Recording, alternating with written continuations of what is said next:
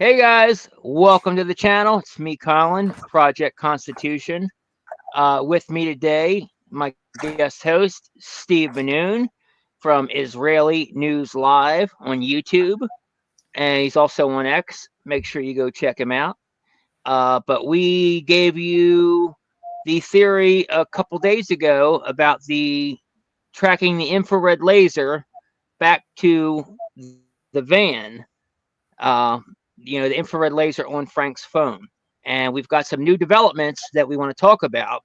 We were partially right on that and partially wrong. So we're going to get to that. And uh, with that being said, I guess I'll let Steve go ahead and continue here.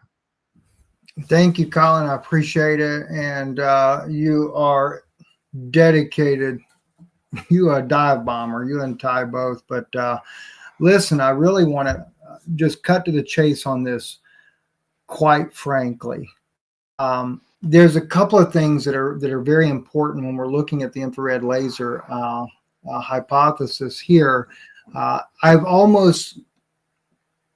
can't say 100%, but almost clearly have identified that it is an infrared laser, and I'll explain some of that to you guys today. I'll share that information with you so you can see that and know that some of the dynamics around that.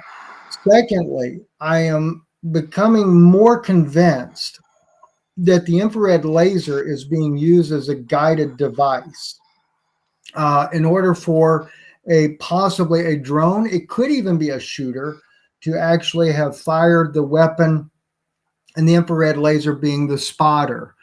But as we go through this, what's really interesting as well, I don't believe that the individual that used it probably really knew what he was doing to be something that was going to be used as a clandestine move.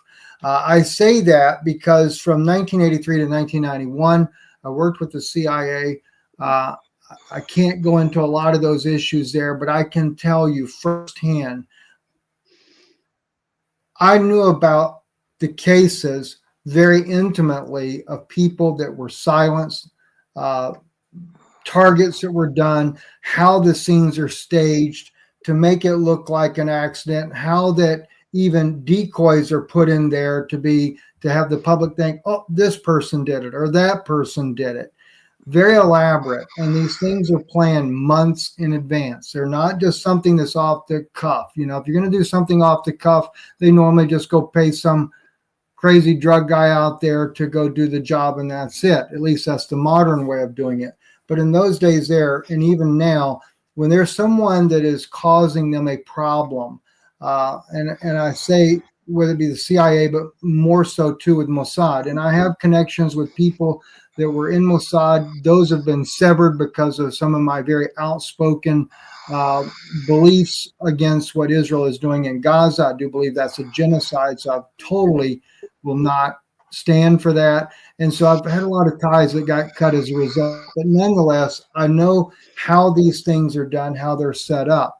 I am aware of some technology that may not be public, but everything we're going to talk about today is public technology.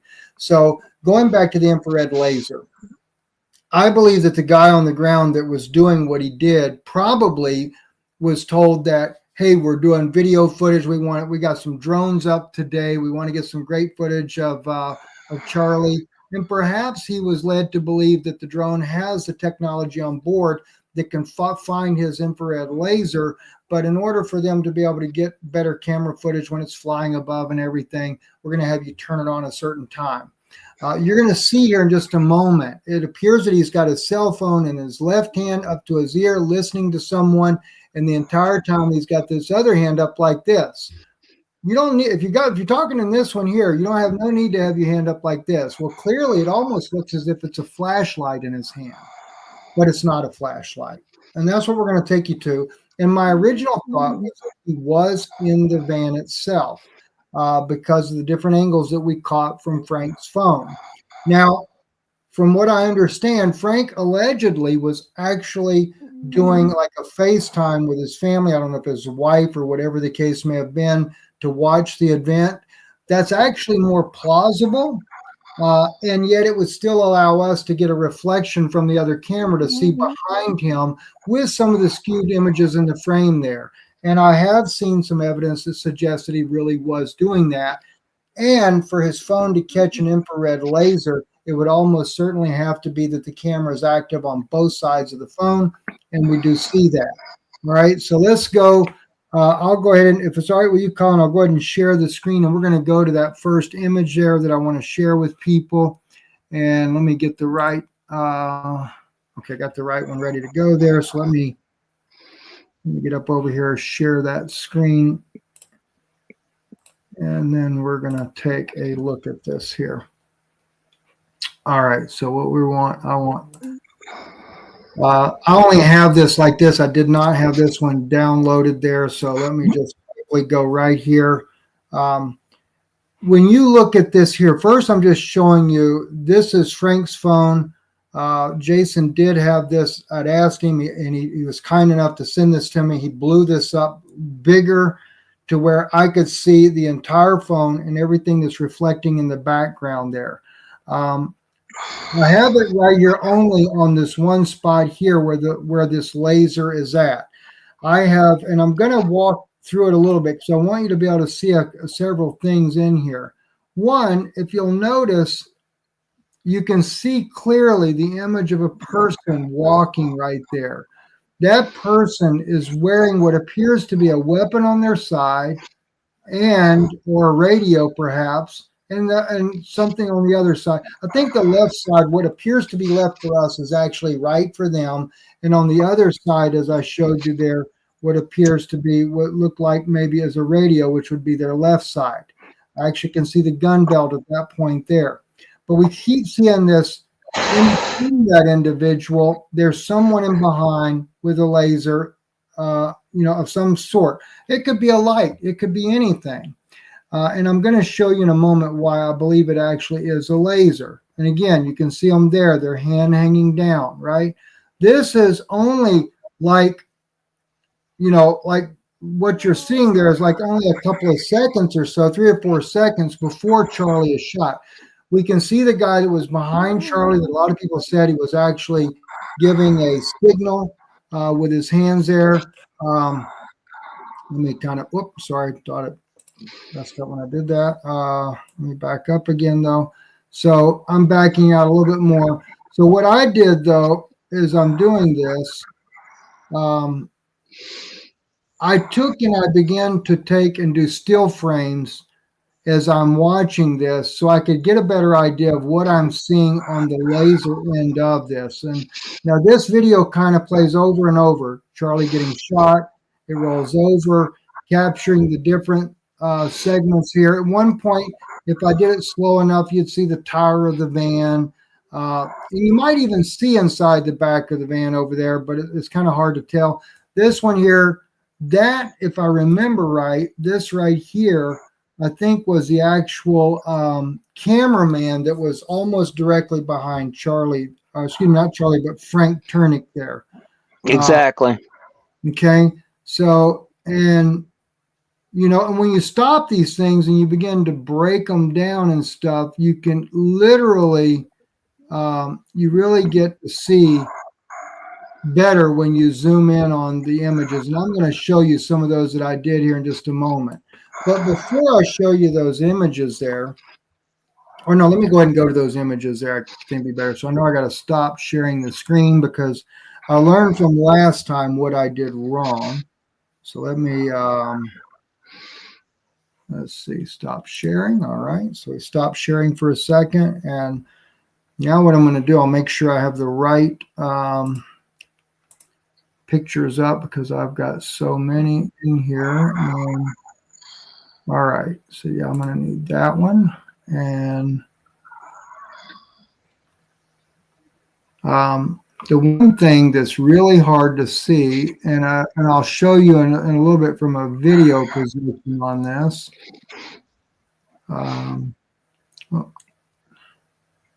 it actually turns out that we thought this guy was in the van, but at the time of the shot, he's actually next to the van. But he still has, you can still see him. He has both hands up, which Steve is about to show you now. Watch out, cat.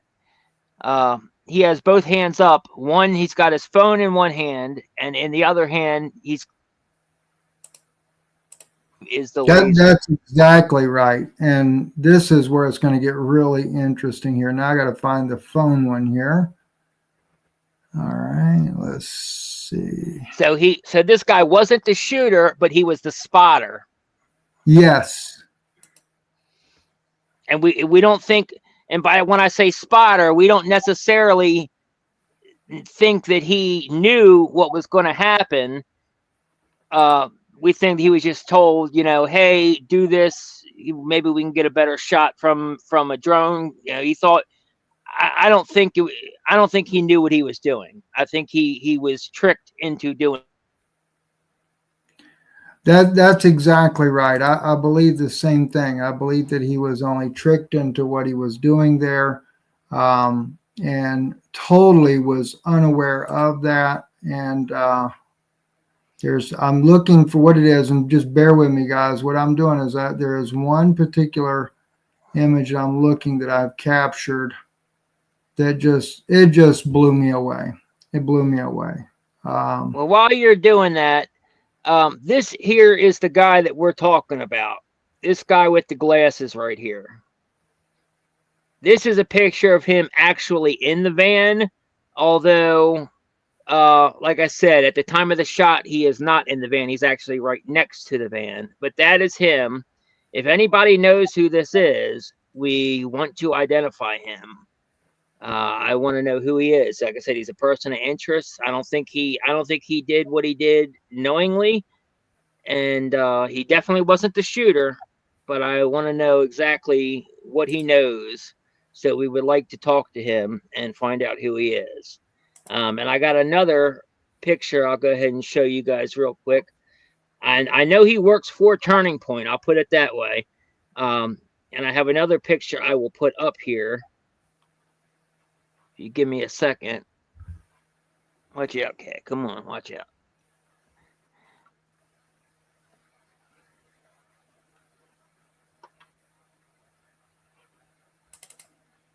All right. So this picture right here, this is a whole bunch of people from Turning Point.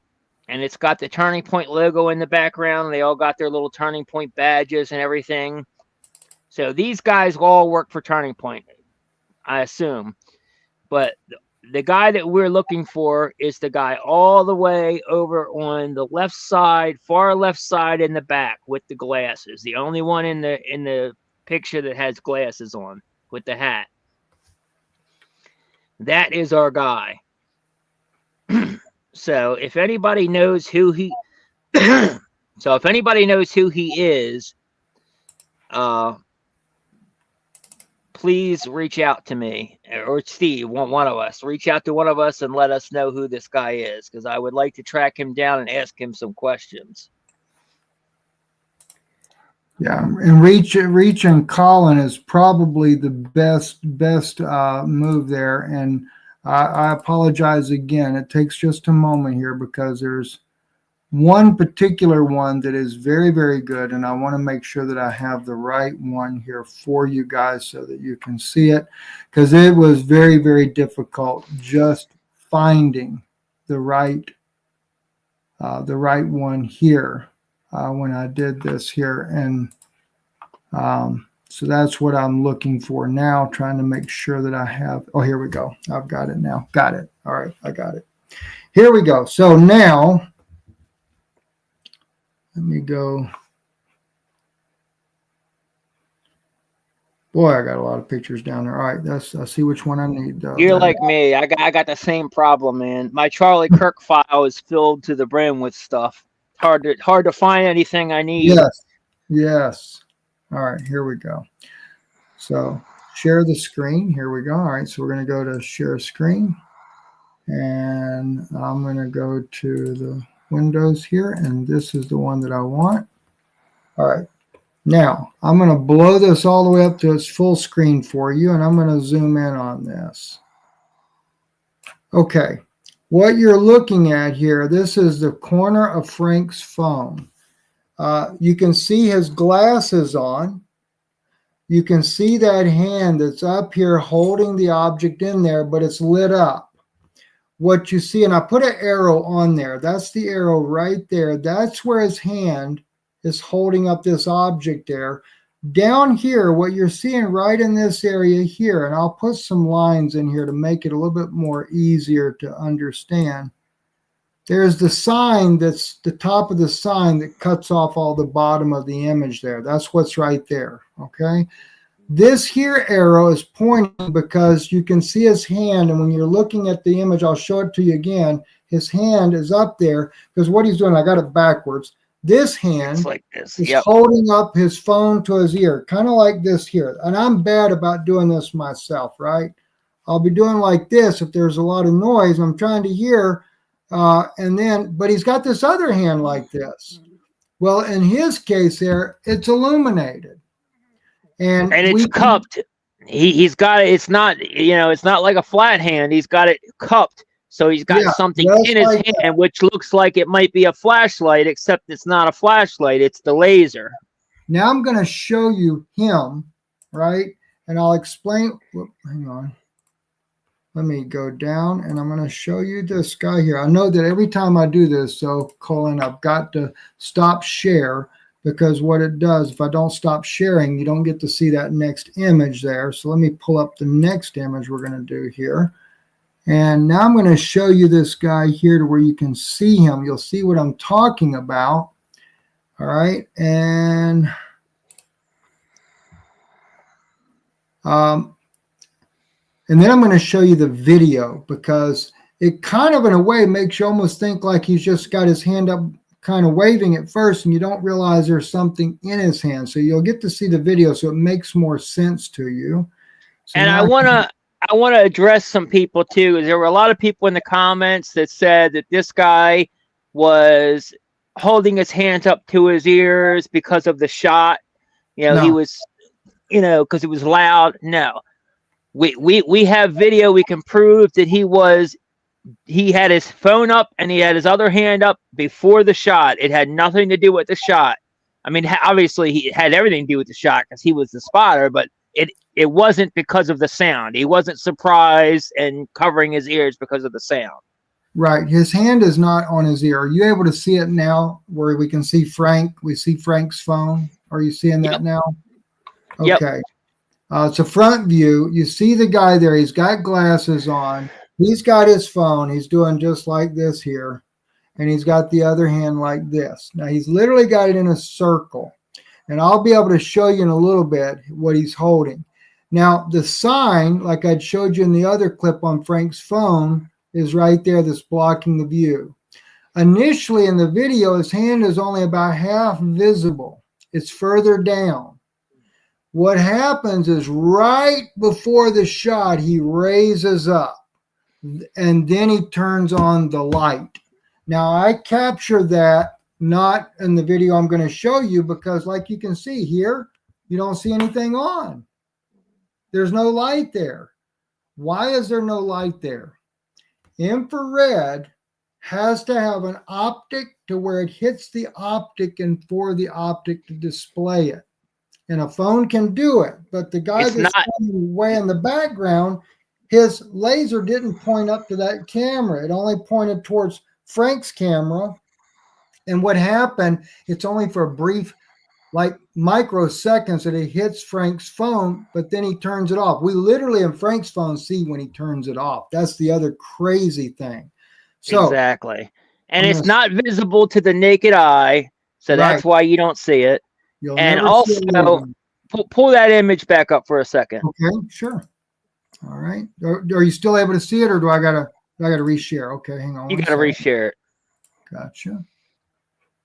I bet you there's a faster way of doing this sharing. I just haven't quite learned that yet. All right, let's see. Here we go. Now I'll bring it back in. All right. So this one's that's right. You don't see it on. This it's a different one, but it's still the same thing. Notice his hand is lower though. Yep. But the other circle, that's where he's holding the object there. Exactly. And the other thing I wanted to point out is one of the reasons we thought that he was in the van at the time of the shot is because we could see the windshield behind him. Yes. And the thing is, it is a windshield, but it is the car in front of him. We're getting, because he's standing next to the van, but you have the other one that was parked in front of that van. So we're seeing the windshield, or it's actually the back window, I think, but we're seeing the glass from that, and that's why it looked like he might have been in the van. And I don't fully rule out the possibility. There's still a slight possibility that, in fact, and let me see, I'm looking for one other one here. Let's see here, this one here, that we could have gotten a little bit of an angle inside the van at one point, because as he realizes Charlie's shot, he does take again, and his phone tips a little bit towards that van. So I do think that we may have seen inside the van as well.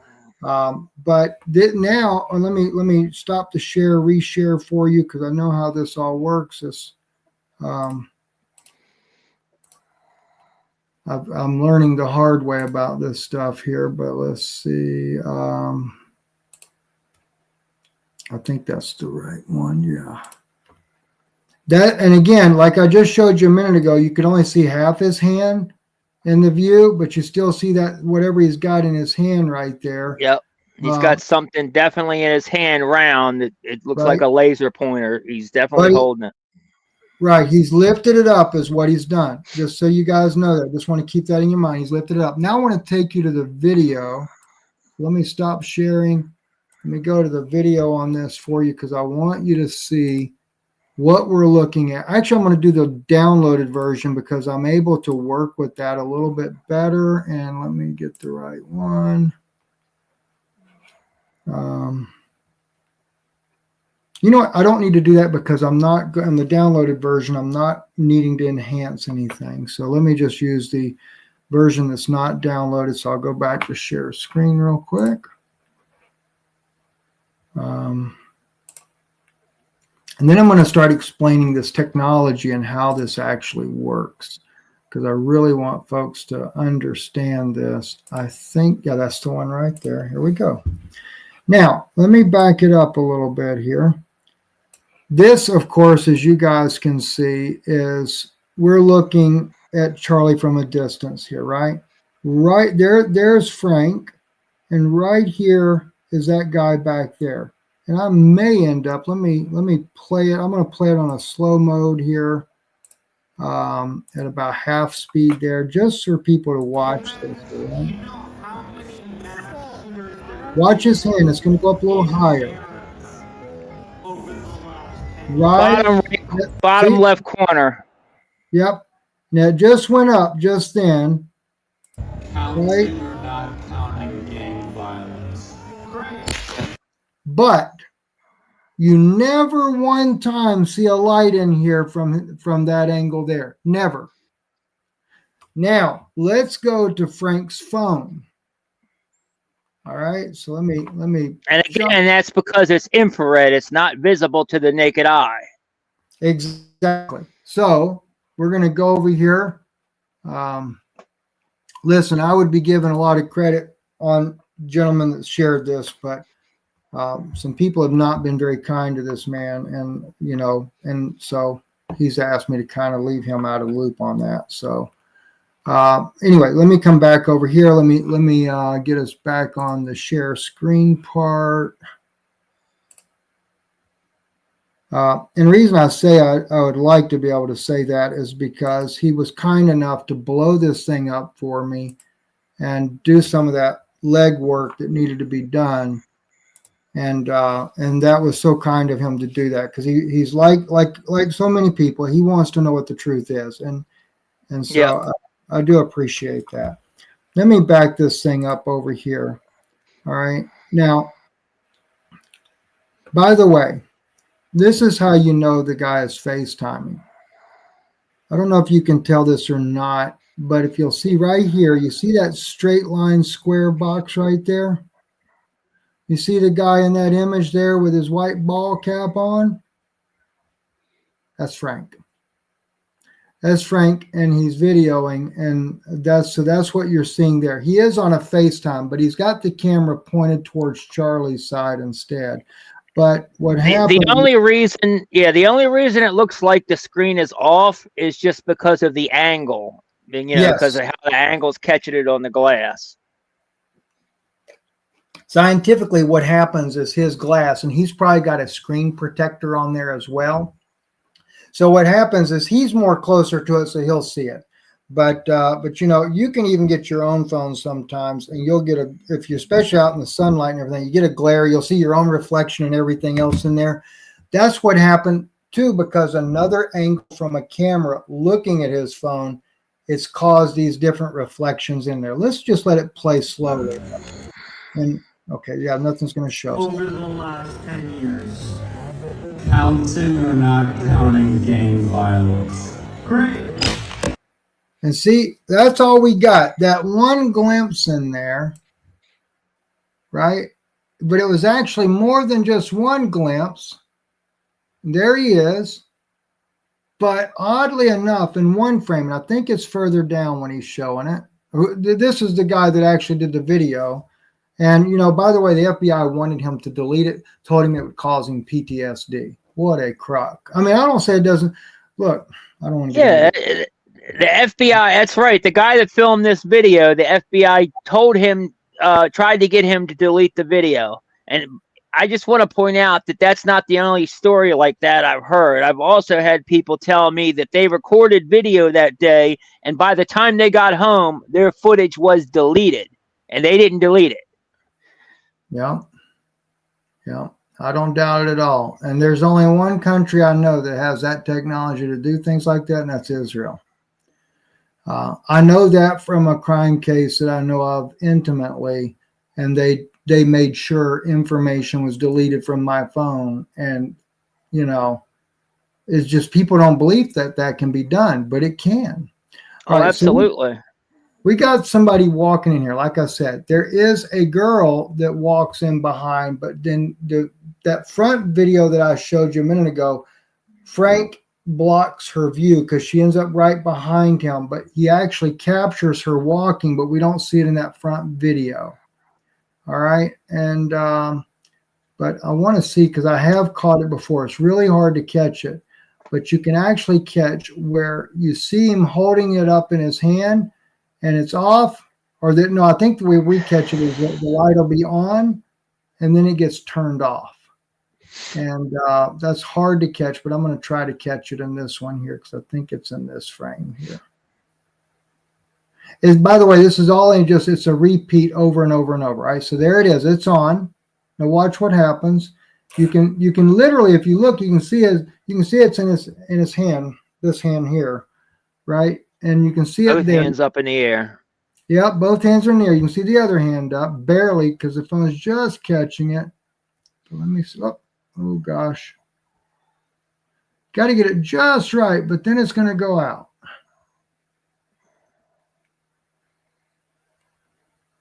Oh gosh. Oh my, somewhere in there he played enough. They may have oh, there it was there. Oh gosh, nope. This clip doesn't have it. It may be in the other one. Let me see if I can do that real quick. So I'll stop sharing for 1 second here, and let me see if I can't find that. I'll tell you what I'll do too, real quick too. I'm going to explain so the viewers understand what we're talking about. And if we can, while I'm looking for the other one, can you take and let's start sharing the drone footage, and I'm going to explain what I believe, my theory behind this, so people understand what we're looking at.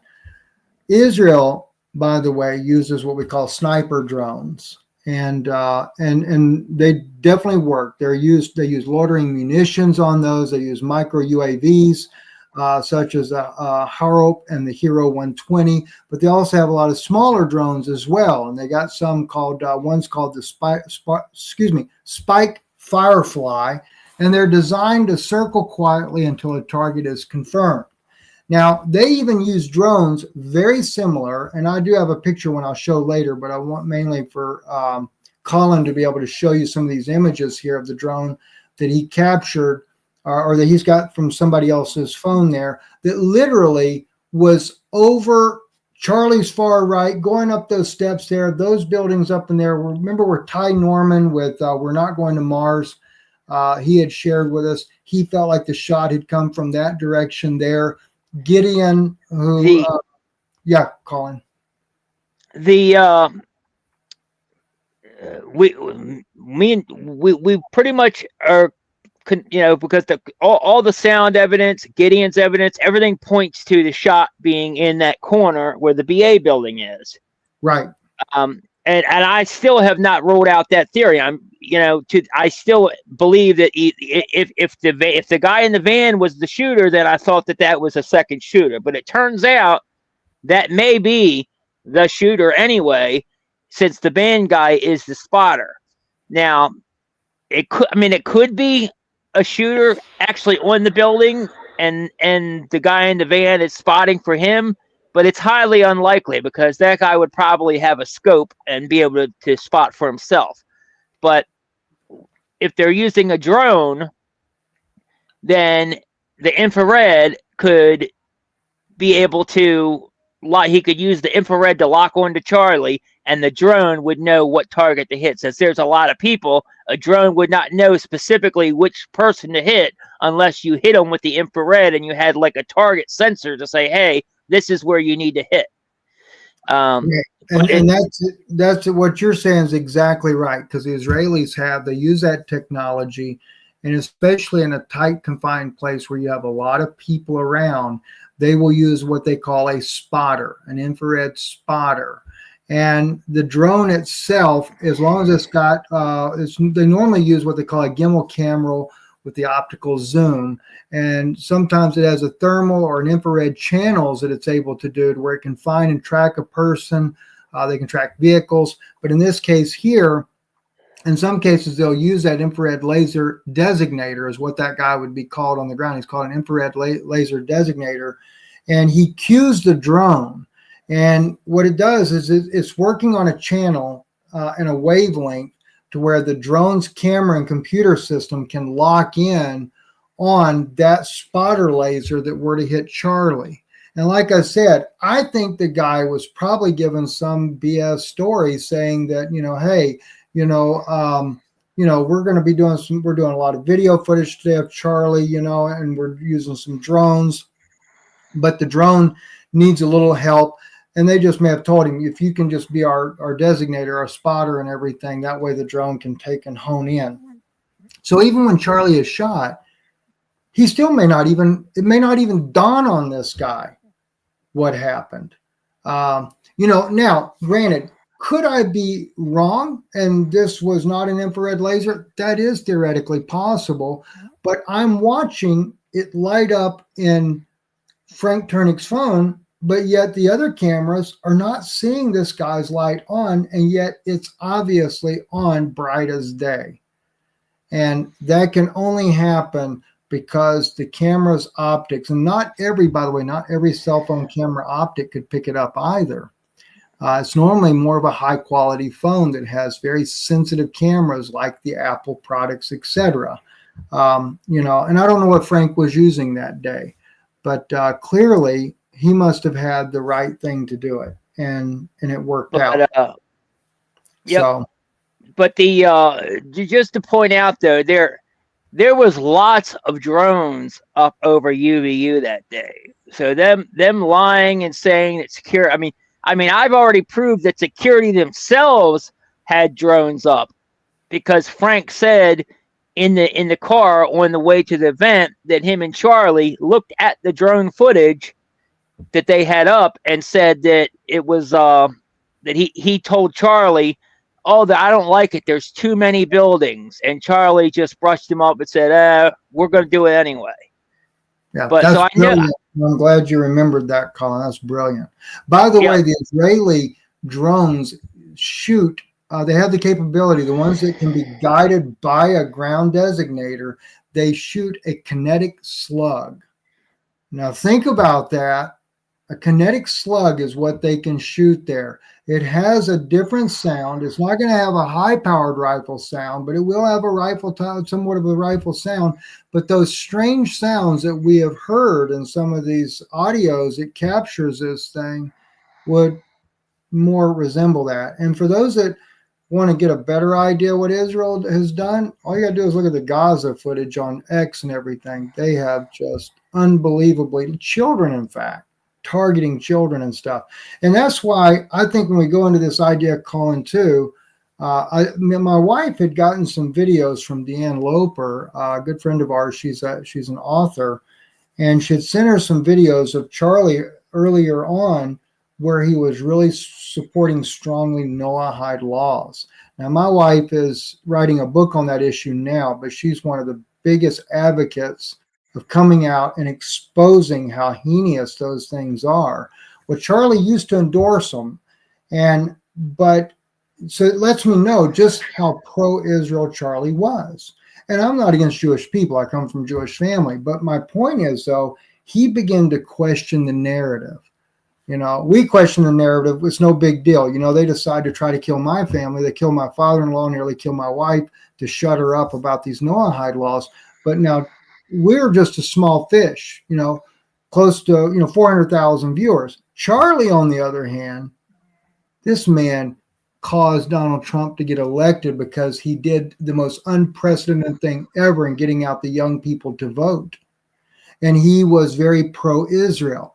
Suddenly, October 7th, yeah, and he challenges the narrative. He says something's wrong here, right? He challenges the Iran issue there. Okay, yeah, they might get a nuclear bomb, but Pakistan has one. Israel's got them and everything. Why do we go to war with them?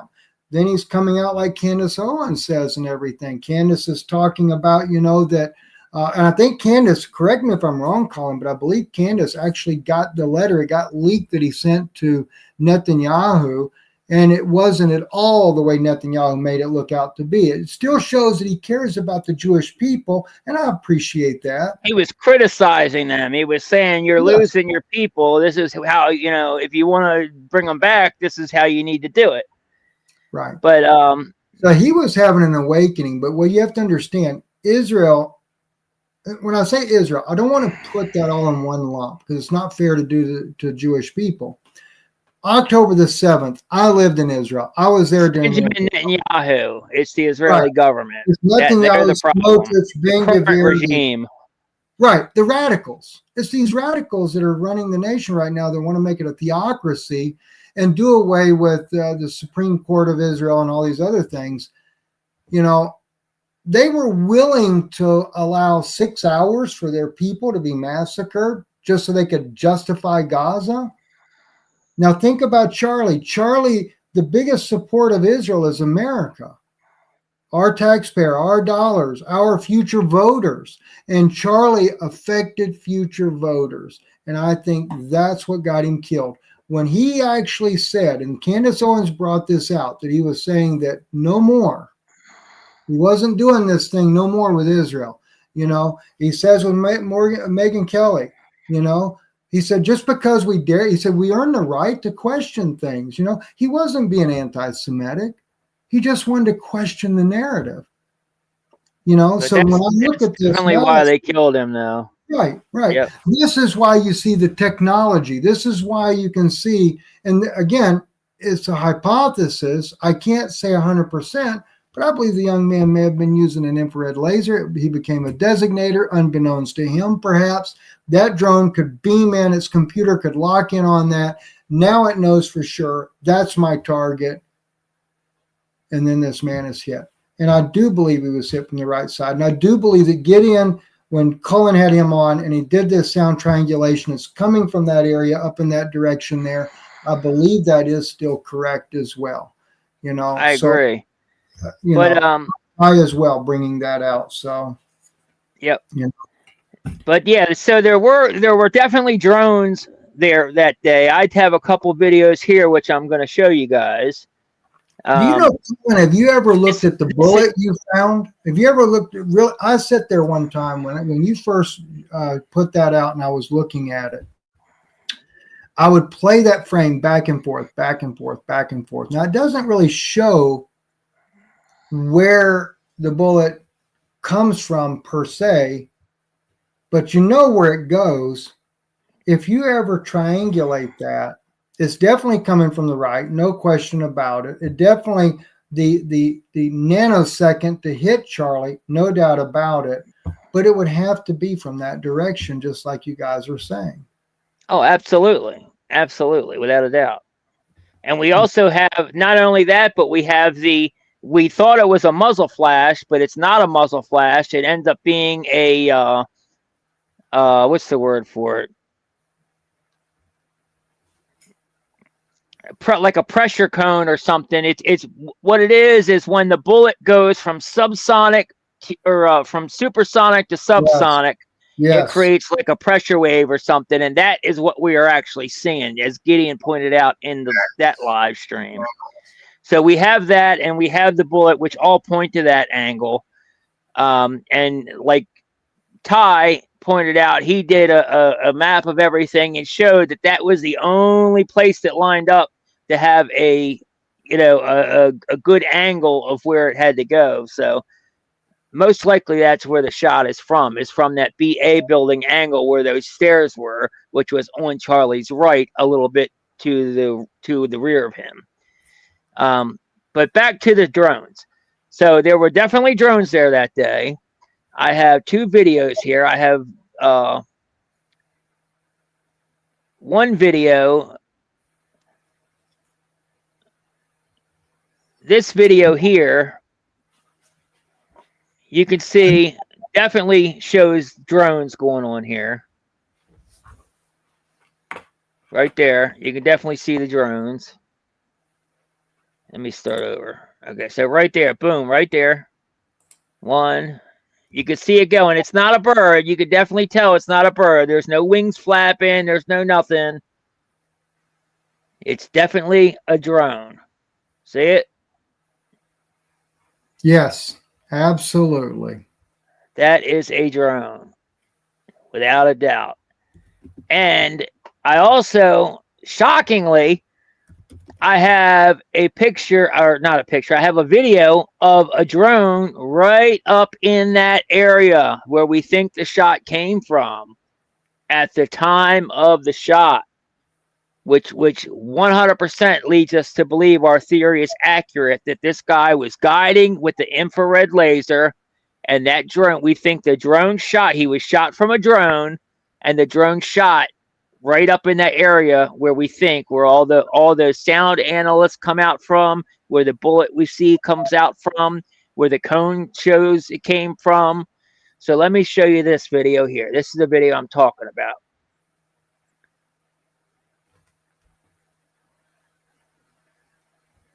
There's the shot. And now there's one, see right there, and then right there, and then right there. And I'll go ahead and, okay, so right as the shot happened, you got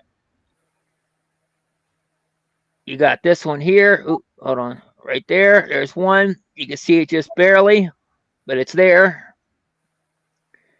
And then go right there. There's another one right above his head. And then boom, there's a nice clear shot right there.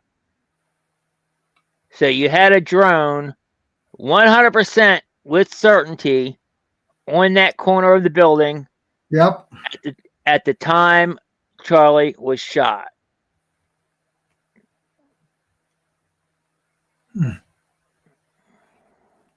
Because this is that corner. Remember, right there, that little balcony right there. That's where people thought the bush guy was. Where they thought somebody was hiding behind a bush.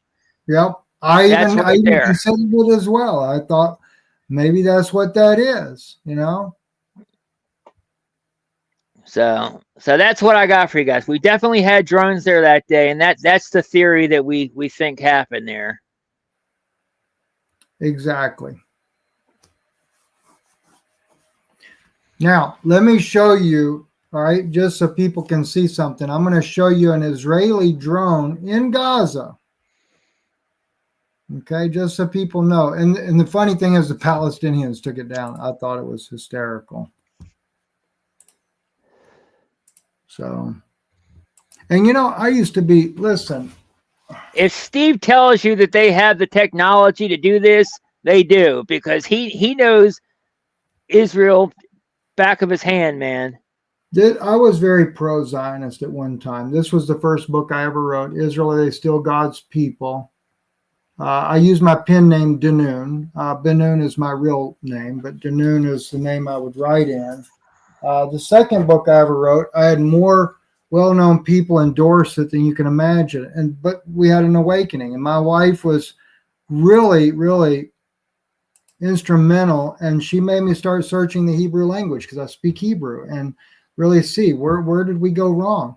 All right, now let me just show you guys here real quick. There you go, right? I mean, Israel doesn't have to have anything fancy, but these things are very deadly, you know, and they have all kinds of them. They have all kinds of drones there that they can take and, you know. And you said, Colin, they had all kinds. They had spy planes up that day. Yep. Maybe share a little bit about that as well. What was going on? Well, John Cullen on X, if he's the one that's really been digging into the drones and the spy plane and stuff since day one. So Right. Definitely go follow him. That guy's doing a great job on it. I haven't really focused too much on that angle, but I do know it's real. I have tracked down enough to know that it's real. Right. I'll share one last one, and then I'll cut out. I won't hold you up much longer, Colin. But this one here is an Israeli drone as well, and this one here does have the capability of dropping small explosives, and also can fire kinetic bullets as well. So if you just notice, it just dropped an explosive device right off of it there. But go ahead. I'm sorry.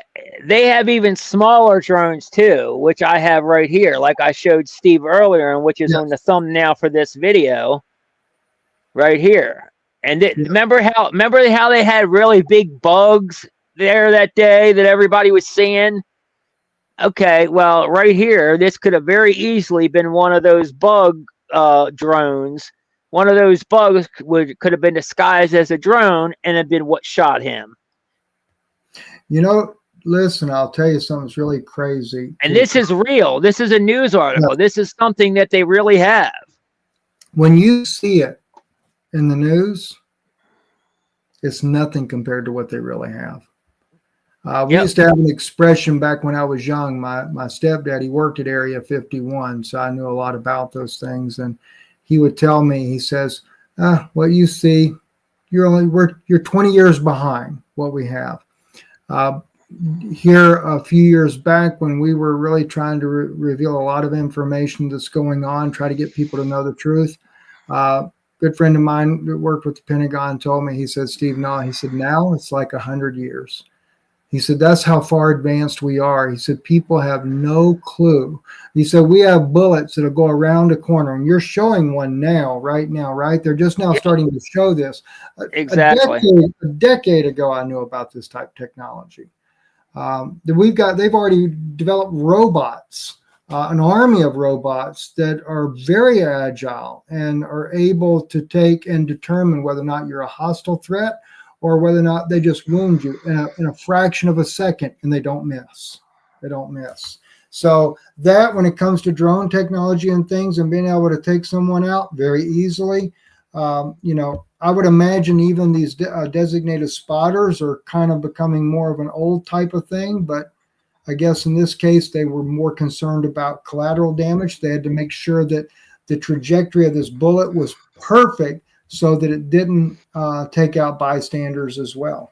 So, you know, and this whole idea that it was, I know I saw this one video where they're trying to say it really didn't happen. They're trying to make it look like Charlie, as he's moving, the hole on his neck doesn't move.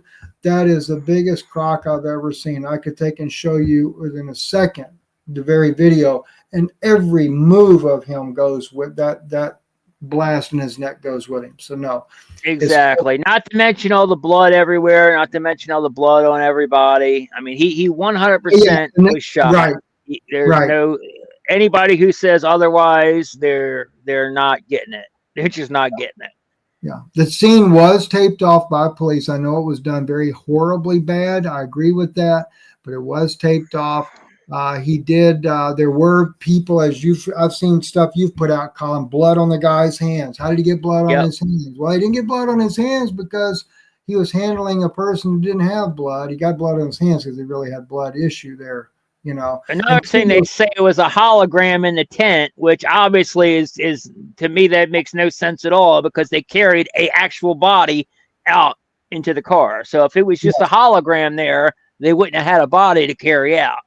And one kid I've seen the video where he gets in there after Charlie's taken out, and you see the blood all over the little platform there. You know, look, I severed 2 veins in my wrist one time, and when the blood would just. I mean, I couldn't believe it. I grabbed my wrist. My neighbor took me to the hospital, and I told him I thought I hit a vein, you know. And the guy said, "Nah, you ain't no vein." And there says, "Let me see." And I said, "You really want to see?" She said, "I really want to see." When I lifted my hand off of there, blood just started squirting in the air everywhere. And they rushed me back to surgery. They had one of these big pads, like it looks like you use for dogs that pee on the floor. They put my hand in there. He says, "Okay, we're going to do the surgery. We're going to do it quick, but I got to see what's going on." I filled that whole area full of blood within just 30 seconds, you know. And what it was, I didn't sever them, but I cut 2 veins, cut the sides of 2 veins open, and that's why I lost a lot of blood. So crazy. So yeah, and that's just in the arm. Imagine coming through your neck to the other, or from here to this side here, blowing it out, the carotid artery and everything, blood from his brain coming out, blood from pumping from his heart coming out. And another thing, one more thing before we move on here, that also you can't I forget the name of it, but the position, like when he got hit in the neck and he had instant brain damage, the preposterous position or whatever it's called. You know, where his body goes like this. Yeah.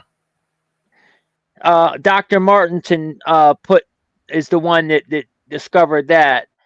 But you can't fake that. That's another thing that you cannot fake. And let me kind of clarify real quick, though, why that would have happened, even with the neck wound right here. Israelis have a special type of bullet that is horrible on fragmentation. I remember years ago, we had a guy that he got hit 5 times. I don't want to go into the details. He's hit 5 times. We didn't have that technology then, but we had a similar type technology. The rounds that they're using, though, the Israelis, the kinetic energy is all exploded as it goes into the body and the fragmentation.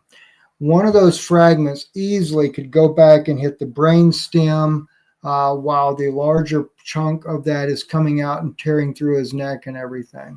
I've seen what those types of bullets do, and doctors are horrified by it. I know doctors that have gone into Israel that treat Palestinians. They said it's like there's nothing left. Everything is shattered and ripped to pieces in the body.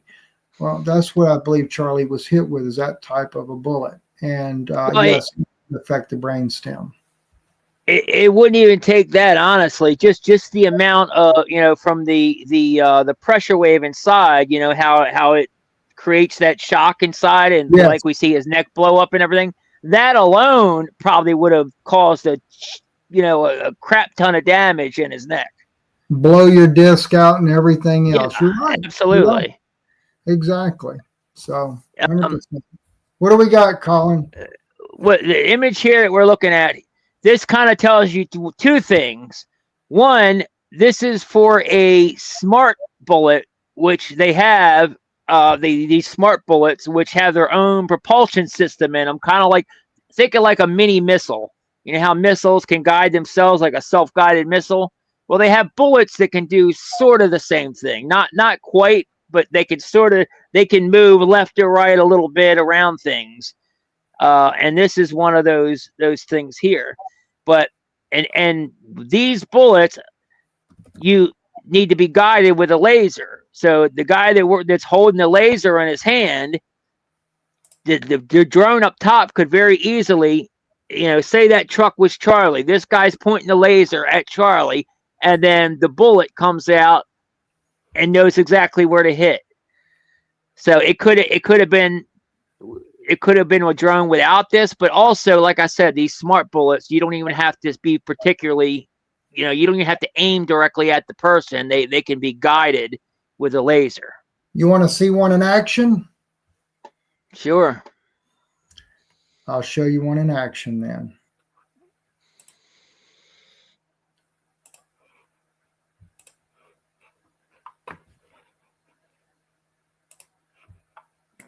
That's, I think, the last thing I had to share. Okay, and this will be all for me as well.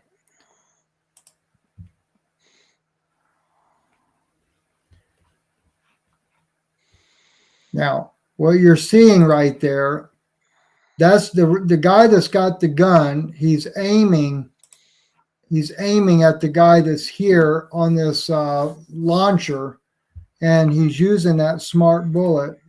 But watch what happens. He's aiming there. The guy, though, is in the green circle. The bullet literally turns and goes and finds his target and hits it. Now, keep in mind, that was released in 2014. Imagine what they have now. The technology, exactly. And what they show you publicly, they're probably 10 years, if not advanced past that. Anything, exactly. It's classified. Yep, that's the way it works. Colin, I appreciate you so much putting this information out. And as soon as I can get a copy of this, or I can screen record it or something like that, I will get this out on our channel as well, and share it with everyone. But you've been tirelessly on this. Candace Owens, sister, you should be proud of this young man. He's been right there 100% for you, trying to do everything he can to help get the information out and, bring some justice to Charlie. I would love to say Charlie and his family, and well, maybe I should just say that they need justice. They need to know what really happened.